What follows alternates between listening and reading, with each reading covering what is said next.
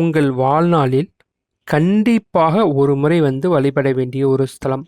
ஏன் அப்படி சொல்கிறேன்னா, 51 மகாசக்தி பீடங்கள் உருவாக காரணமாக இருந்த ஒரு ஸ்தலம். அது மட்டுமல்லாமல் இத்தல இறைவனை வழிபட்டால் பிறவா நிலை அடைவீர்கள் அப்படின்னு சொல்லிட்டு புராணங்கள் சொல்லுது. அது மட்டும் இல்லாமல் யமபயம் தீர்க்கும் ஒரு ஸ்தலம். இப்படிப்பட்ட பல அற்புதங்கள் மற்றும் அதிசயங்கள் நிறைந்த கருவேலி என்னும் கிராமத்தில் அமைந்துள்ள சர்க்குணேஸ்வரர் திருக்கோயிலை பற்றி தான் இந்த வீடியோவில் பார்க்க போகிறோம். வணக்க மக்களே, நான் உங்கள் சரோ. வாங்க வீடியோக்குள்ளே போகலாம்.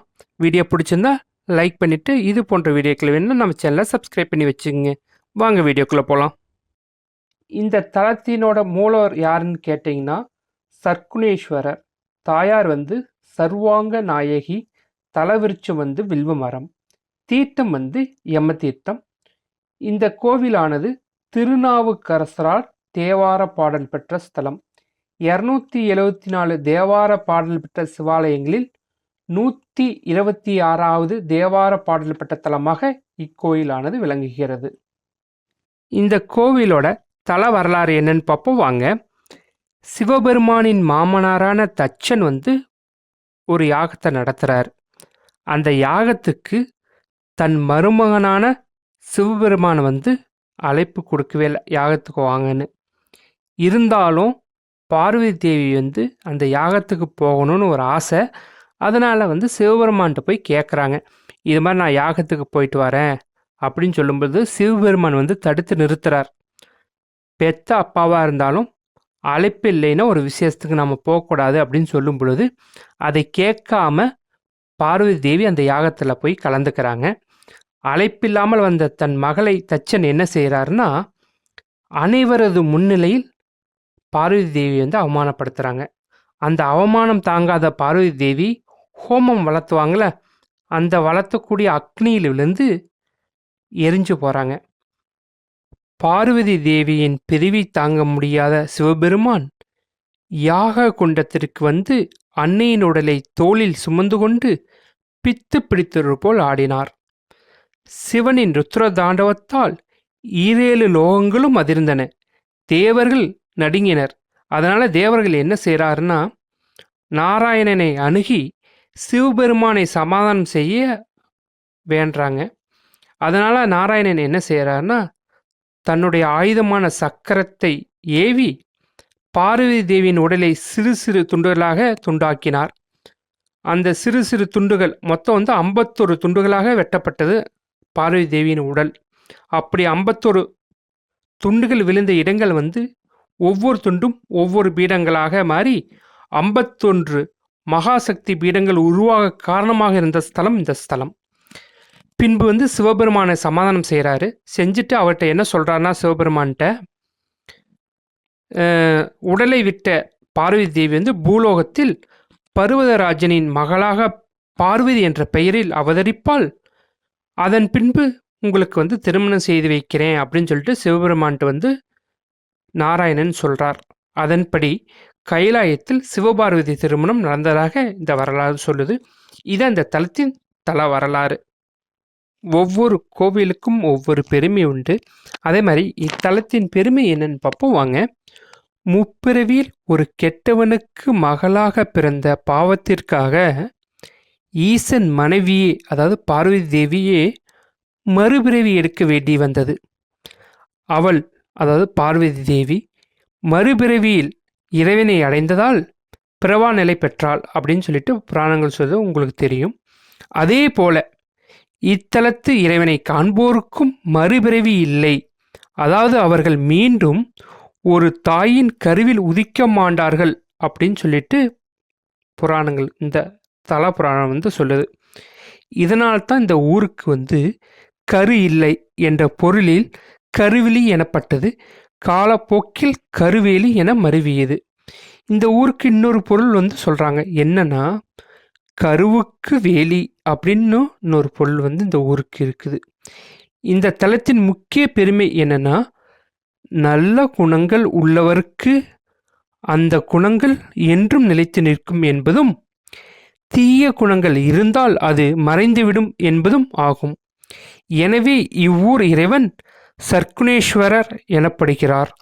அம்பாள் வந்து சர்வாங்க சுந்தரி என போற்றப்படுகிறார். அதான் இந்த கோவிலோட பெருமை. சரி, இந்த கோவிலோட திருவிழாக்கள் என்னன்னு கேட்டிங்கன்னா, மகா சிவராத்திரி, மார்கழி திருவாதிரை, பிரதோஷம் ஆகிய நாட்களில் வந்து இந்த கோவிலானது சிறப்பாக இருக்கும். அதே மாதிரி இந்த கோவிலோட திறக்கும் நேரம் என்னன்னு கேட்டிங்கன்னா, காலை 7 மணி முதல் மதியம் 1 மணி வரைக்கும் திறந்திருக்கும். அதே மாதிரி மாலை 4 மணி முதல் இரவு 7 மணி வரைக்கும் இந்த கோவிலானது திறக்கப்பட்டிருக்கும். இத்தலத்தின் சிறப்பு அப்படின்னு பார்த்தோம்னா, இங்குள்ள சிவன் வந்து சுயம்பு மூர்த்தியாக வரும் பக்தர்களுக்கு அருள்பாலித்து கொண்டிருக்கிறார். அதே மாதிரி 274 தேவார பாடல் பெற்ற தலங்களில் 126வது தேவார பாடல் பெற்ற தலமாக இத்திருத்தலமானது விளங்குகிறது. இத்திருத்தலத்தின் பிரார்த்தனை, அதாவது வழிபாடு என்னன்னு கேட்டிங்கன்னா, திருமணத்தடை, குழந்தை பாக்கியம் வேண்டி, கல்வியில் சிறந்து விளங்க இத்தலத்து இறைவனை வணங்கலாம். இது இந்த கோவிலோட பிரார்த்தனை. இந்த தலத்தின் அமைப்பு, அதாவது கோவிலோட அமைப்பை வந்து விரைவாக பார்க்கலாம் வாங்க. ஃபஸ்ட்டு வந்து தீர்த்தமான யம தீர்த்தம் இருக்கும். அந்த யம தீர்த்தத்துக்கு நடுவில் வந்து சிவனினோட சிற்பங்கள், அதாவது சிலை இருக்கும். நீங்கள் வந்து வீடியோவில் ஜூம் பண்ணி பார்த்தீங்கன்னா தெரியும் நினைக்கிறேன். ஆனால் நேரில் பார்த்தா ரொம்ப அருமையாக இருக்கும். யம தீர்த்தம் முடிச்சோடனே நேராக வந்து பலிபீடம், நந்தி பகவான், அதுக்கடுத்து 3 நிலை ராஜகோபுரம் இருக்கும். அதை கடந்து போனீங்கன்னா விநாயகர், பாலசுப்ரமணியர், அதாவது முருகன் இருப்பாங்க. அதை கடந்து உள்ளே போனோன்னே உங்களுடைய வலது பக்கத்தில் வந்து நடராஜர் சிலை இருக்கும். அதுக்கப்புறம் நேராக பார்த்தீங்கன்னா பலிபீடம், நந்தி பகவான், மூலவரான சர்க்குணேஸ்வரர் இருப்பாங்க. அவரை வழிபட்டுட்டு வந்துட்டு திருச்சுற்றில் என்னென்ன தெய்வங்கள் இருக்குதுன்னா, அர்த்தநாதீஸ்வரர், நர்த்தன விநாயகர், தட்சிணாமூர்த்தி, மகாவிஷ்ணு, பிரம்மா, துர்க்கையம்மன், அதே மாதிரி சண்டிகேஸ்வரர் ஆகியோர் வந்து திருச்சுற்றில் இருப்பாங்க. தனி சன்னதியாக விநாயகரும் சண்முக சுப்பிரமணியர், அதாவது முருகப்பெருமா தன் மனைவியலான வள்ளி தேவனுடன் இன்னொரு சன்னதியில் இருப்பாங்க. இதுக்கு இந்த கோயிலில் எப்படி மூலவர் கோயில் இருக்கோ அதே மாதிரி ஒரு அமைப்பு கோவிலுக்கு வலதுபுறம் இருக்கும். அங்கே போய் பார்த்தீங்கன்னா தாயாரான சர்வாங்க சுந்தரி அம்பாள் வந்து அழகான தோற்றத்தில் மொத்தம் 5 அடியில் மிக ஹைட், அதாவது 5 அடி உயரத்தில் வந்து சர்வாங்க சுந்தரி வந்து அழகான வடிவில் காட்சி கொடுப்பார். அவரை வணங்கிட்டு நீங்கள் வெளியே வந்தீங்கன்னா சிரஞ்சீவி ஆஞ்சநேயர் கடைசியில் வழிபட்டுட்டு நீங்கள் வந்து வரலாம். இதுதான் இந்த கோவிலோட அமைப்பு. இந்த கோவிலோட முகவரி என்ன அப்படின்னு பார்த்தோம்னா, திருவாரூர் மாவட்டம் கருவேலி என்னும் கிராமத்தில் இந்த கோவிலானது அமையப்பட்டுள்ளது. என்னப்பா சிம்பிளாக சொல்லிட்டேன், இந்த கோவிலுக்கு வரக்கூடிய வழித்தடம் சொல்லுங்க அப்படின்னு கேட்டிங்கன்னா, கும்பகோணத்துலேருந்து நான் சொல்கிறேன்.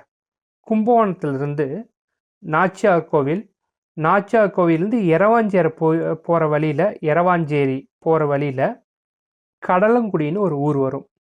அதாவது கும்பகோணத்துலேருந்து நாச்சியார் கோவில், நாச்சியார் கோவிலேருந்து எரவாஞ்சேரி போகிற வழியில் கடலங்குடி, அந்த ஊர் வந்த உடனே ஒரு 500 மீட்டர்லேயே ஒரு பாலம் வரும்.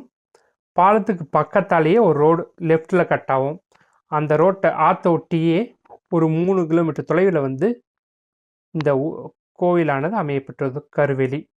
இதுக்கப்புறம் பார்த்தீங்கன்னா அன்னியூர்னு ஒரு ஊர் இருக்கும். அங்கேயும் தேவார பாடல் பெற்ற ஸ்தலம் இருக்குது. ஃபஸ்ட்டு வந்து இந்த கோவிலை வந்து நம்ம பார்த்துக்கிட்டு அதுக்கப்புறம் விருப்பப்பட்டவங்க அப்படியே அந்த ரோட்டில் 4 கிலோமீட்டர், அதாவது இந்த கோவிலேருந்து ஒரு 4 கிலோமீட்டர் போனீங்கன்னா அன்னியூர் வரும். அன்னியூர்லேயும் தேவார பாடல் பெற்ற ஸ்தலம் இருக்குது. நீங்கள் அதையும் போய் வழிபடலாம். சிம்பிளாக சொல்ல போனால் கும்பகோணத்துலேருந்து நாச்சியார் கோவில், நாச்சியார் கோவிலேருந்து கடலங்குடி, கடலங்குடியிலேருந்து லெஃப்ட் கட் பண்ணோம்னா, கடலங்குடியிலேருந்து ஒரு 500 மீட்டர்லேயே லெஃப்ட் கட் பண்ணோம்னா ஒரு 3 கிலோமீட்டர் தொலைவில் இந்த கோவிலானது அமையப்பட்டுள்ளது. சரி, இந்த வீடியோ வந்து அனைவருக்கும் பிடிச்சிருக்குன்னு நினைக்கிறேன். பிடிச்சிருந்தால் மறக்காமல் லைக் பண்ணுங்கள். கோவில் சம்மந்தப்பட்ட வீடியோக்கள் வேணும்னா நம்ம சேனலை வந்து மறக்காமல் சப்ஸ்கிரைப் பண்ணி வச்சுக்கோங்க. அதே மாதிரி நம்ம இந்த வீடியோ வந்து பிடிச்சிருந்தால் ஷேர் பண்ணுங்கள், அதிகமாக ஷேர் பண்ணுங்கள். அது மாதிரி ஏதாச்சும் தப்பாக பேசியிருந்தாவோ இதை ஏதாச்சும் புரியலினாவோ கண்டிப்பாக கமெண்ட் பண்ணுங்கள். நான் அதுக்கு வந்து கண்டிப்பாக ரெஸ்பான்ஸ் பண்ணுவேன். அதே மாதிரி உங்கள் உறவினருக்கோ இல்லை உங்களுக்கோ யாருக்காச்சும் திருமண தடையோ இல்லை குழந்தை பாக்கியம் வேண்டியோ இருந்ததுன்னா இந்த கோயிலுக்கு கண்டிப்பாக வந்துட்டு போங்க. கண்டிப்பாக உங்கள் வாழ்வில் ஒரு நல்லது நடக்கும்.